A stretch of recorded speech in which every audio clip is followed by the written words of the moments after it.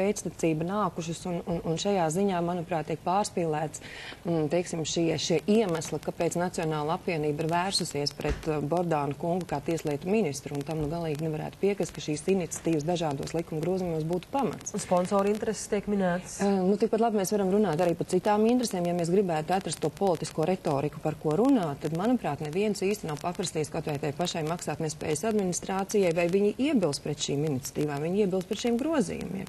Un, manuprāt, tā nav, jo tie ir zināmā veidā loģiskas, secīgas darbības, kuras patstāvīgā darba grupa par maksātnespējas likuma grozījumiem izdiskutējot un attiecīgā procedūrā virza caur ministru kabinetu un virza uz Saeimu. Arī šobrīd ir ārkārtīgi daudz lielu paketi šo grozījumu, kas Saeimā ir.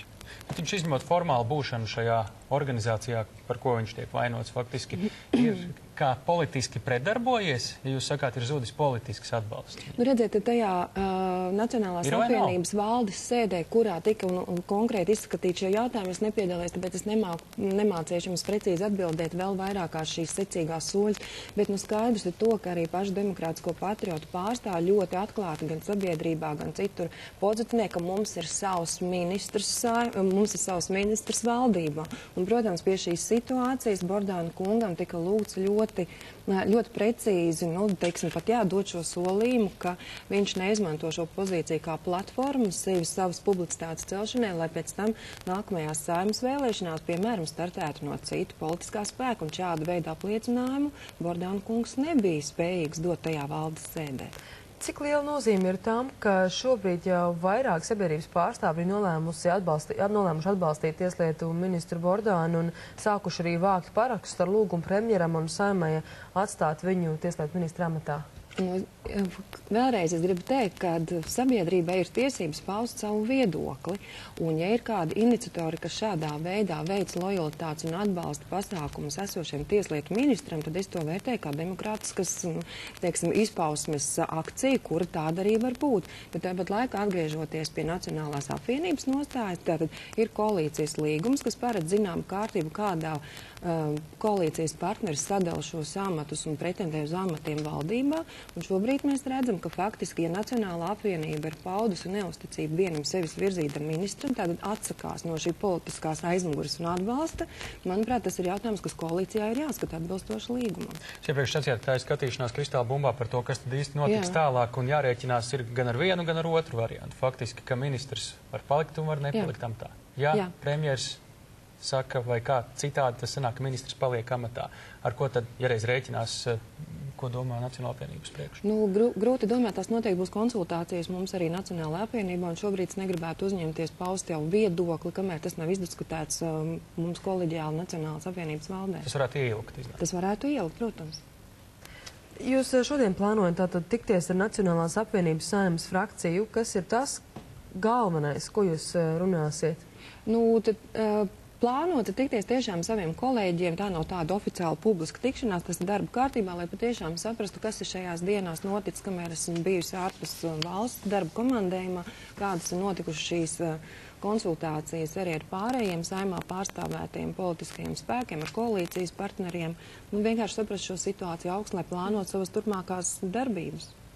Ja ir tā, ka jūs šobrīd kā virzīt tieslietu ministru amatam, šajā amatā arī nonākat. Vai tajā brīdī jūs vēlētājs var reiķināties ar to, ka jūs turpināsiet tās reformas vai tos darbus, ko ir iesācis Jānis Bordāns, vai arī ir darbi, ko jūs redzat, ka nevajag turpināt? Nē, es neredzu tos darbus, kas būtu tādi, kas tiek darīti pilnīgi nepareizi. Es vēlreiz saku, mēs esam bijuši komanda, mēs esam strādājuši visos tajos jautājumos, kuros es esmu aicināta līdzdarboties un piedalīties. Es pilnībā atbalstu un es nevaru pārmest. Arī, ja mēs runājam ļoti precīzi tātad par šiem maksātnespējas likuma grozījumiem, ir vēl vairākas idejas, pat vēl stingrākas, par ko mēs esam iestājušies. Mēs esam aicinājuši tās jau reformēt, bet, diemžēl, koalīcija nav mūs atbalstījis. Kaut vai tādēļ vien skatoties, kādā veidā mēs varam stiprināt šo uzraudzību maksātnespējas administrācijai, dodot papildus iespējas uzlikt administratīvas sodus, šo mūsu ideju savukārt mūsu koalīcijas biedri neatbalstīja. Ja? Un tā kā vienā vai otrā tas pats šķīrējtiesas jautājums, tas pats, piemēram, uzlabojumi, kas saistīti gan komerclikumā, komercvides sakārtošana, ir virkni jautājumu, kas ir iesākt un kas loģiski pēcacīgi tiks arī turpināti. Bet ir arī ārkārtīgi svarīgi jautājumi, kur vilcināšanās man nav īsti saprotama. Kaut vai tas pats, kad ir turpat vai 6 tiesas, kuras ir bez tiesas priekšsēdētājiem, kur vairāku mēnešu garumā netiek pieņemts lēmums, un mēs sabiedrību pārmetam to, ka tiesās ir garas rindas, neesam apmierināti, bet kā var būt kārtība, ja īsti nav vadītāji. Tad jūs prāt, tās ir Bordāna kunga kļūdas, uz ko jūs tagad norādat, vai varbūt tie steidzamie, tas ir tas nepaveiktais darbs, manuprāt, kuram es īsti nevaru saprast, kur ir kavēšanās pamats, ja? jo no vienas puses ir virkne priekšdarbību veikti, ir uzklausīti kandidāti, ir bijusi komisija, kas ir atlasījusi, un ministram tālāk ir jāpieņem lēmums virzīt, un tas netiek pieņemts, tas lēmums. Protams, varbūt ir kaut kādi apstākļi, kas man nav zinām, bet tas ir tas loģisks jautājums, kas arī izskanēja tiesnešu konferencē, kāpēc nav šīs skaidrības. Tā nav kļūda, bet tas man nav saprotama šī kavēšanās. Manuprāt, tie ir tie pirmie jautājumi, kas ir ārkārtīgi svarīgi, kas vienalga, kurš arī nebūtu tieslietu ministrs, bet tie steidzami jārisina. Es teicu, ka vēlētāji ir balsojuši par vienu Jāni Bordānu, un tagad tas ir cits Jānis Bordāns, tā citiem vārdiem sakot. Vēlētāji ir balsojuši arī par jums Rīgas domē, un jūs pēkšņi būtu tieslietu ministra amatā. Kā tur sanāk ar to? Es domāju, ka jāskatās tajā brīdī, kad uzsāk darbību politiskajā partijā, mēs runājam, kā ikvienā arodā ir runa par zināmu karjeru, par zināmu attīstību. Un svarīgs ir tas pašmērķis, kāpēc vispār esmu iesaistījusies politikā, un tā ir izvēle par Nacionālo apvienību, kuras idejas kā platforma un ideoloģija man ir tuva, un kuras vārdā es esmu gatava strādāt pie tām iespējām, caur kurām es spēju vislabāk realizēt šo mērķi par nacionālu valsti, par latvisku valsti, par to, ka šī valsts ir plauksne, par to, ka tā ir, teiksim, ekonomiski attīstīta valsts, un ņemot vērā savu pieredzi un savas zināšanas, es esmu gatava likt tajā mandātā, kādā man to ir devis mūsu vēlētājs. Un, ja mēs runājam pārēj no Rīgas domas, piemēram, uz tieslietu ministru, tad es redzu, ka esot arī tieslietu ministrs, es joprojām varu pildīt ļoti daudz pienākumus, kas ir svarīgi ne tikai rīdziniekiem, varbūt atsevišķi pienākumus pat daudz labāk esot kā ministrs. Viens no tādiem ļoti svarīgiem tematiem un ļoti diskutabliem jautājumiem, par ko ir daudz diskutēts sabiedrībā, mēdījos, bija šīs sabiedriskā transporta biļetes nerīdziniekiem un rīdziniekiem. Un šobrīd tas būs arī šodien tas būs viens no jautājumiem, ko skatīs Saeima. Kāds ir jūsu viedoklis? Mēs esam iesnieguši, mēs, protams, neatbalstam šāda veida dalīšanu rīdzinieki, nerīdzinieki, jo uzskatu to, ka mums nav sniegta pietiekama informācija pirmkārt jau par šo ekonomisko aprēķinu, kā ir izveidojies šis starps, kas ir 71% lielāks nekā līdz šim, kas tāds ir pēkšņi noticis. Tad, tam jautājumam faktiski ir vairākas šķautnes. Otrkārt, tas, ko es esmu teikusi, ka es uzskatu, ka rīdziniekiem ir jābūt zināmām privilēģijām savā pilsētā. Toties tās nevar būt uz citu rēķina, un šī veida pieeja, kā tiek piedāvāt šobrīd Rīgas domē, nav atbalstām, kad mēs rīdzinieku privilēģijas un labumu gribam būvēt uz citu rēķinu. Jā, un te es redzu pirmkārt to, ka Rīgas domas nevēlēšanos runāt ar valdību, nevēlēšanos runāt varbūt ar citām pašvaldībām apkārtējām, jo, protams, Rīga ir ne tikai individuāla pašvaldība, bet Rīga ir valsts galvaspilsēta, kurā ir šīs funkcijas, kas pārklājās, kas pārklāja ne tikai šo Rīgas iedzīvotāju intereses. Un, te vietā ir runa, vai tas būtu speciāls likums vai speciāla, teiksim, vienota kārtība, kādā Rīga saņem īpašas dotācijas šo funkciju nodrošināšanai no valdības, bet tas ir tas jautājums, par ko es vairāk kārt, un arī mani kolēģi ir teikuši, ka Rīgai ir jāiemācās runāt gan ar valdību, gan ar apkārtējām pašvaldībām.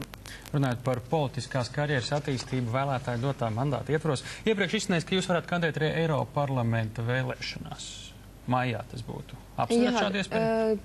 Tas ir jautājums, ar ko mēs runāsim partijā, līdz nonāksim līdz tam brīdim, kad sākam skatīties, kas ir tās labākās iespējas, kas ir tie apstākļi. Jo, kā mēs redzam, vēl pirms mēneša pat nevarēja iedomāties, ka varētu būt šāda veida situācija, kurā mēs runājam par jauniem izaicinājumiem, par jaunām. Bet tas, ko es varu teikt, ka šobrīd man pamatdarbs patiešām ir Rīgas domē, kuras aktīvi strādā pie jaunā budžeta, un to es gribu loģiski arī pabeigt. Ja ir jautājums par tieslietu ministru, arī tas ir tas jautājums, par ko man ir jārunā, par ko man ir jāpieņem lēmums pašai kādā veidā, kurš ir tas atskaites punkts, kurā es loģiski varu pabeigt, ka viens darbs ir izdarīts, lai uzņemtos nākamu. Un tas ir ar jebkuru citu jaunu izaicinājumi. Tieslietu ministri kandidēšanu uz Eiropa parlamentu atkarību? Tas arī ir jautājums, par ko ir jādomā, vai tas ir iespējams un kādā veidā tas ir iespējams. Šobrīd es par to pat īsti nedomāju. Tā ir bijusi varbūtība, par ko mēs runājam, jo nākamais gads, protams, nāka divām ļoti nopietnām priekš Latvijas vēlēšanām, par kurām mūsu Nacionāla apvienība viennozīmīgi startēs un mēģinās piedāvāt labākos kandidātus. Un atkal, ja es runāju par to, ka politiķa pienākums, ja tu reiz esi izvēlējies, ir piedalīties vēlēšanās. Paldies! Paldies, veiksmīgi dienu! Paldies! Mēs sarunājāmies ar Baibu Broku, Nacionālās apvienības Rīgas domas frakcijas priekšsēdētāju. Un mēs turpinam ar citām ziņām šorīt un tiem autovadītājiem, Latvijas autovadītājiem, kuriem ārzemēs būs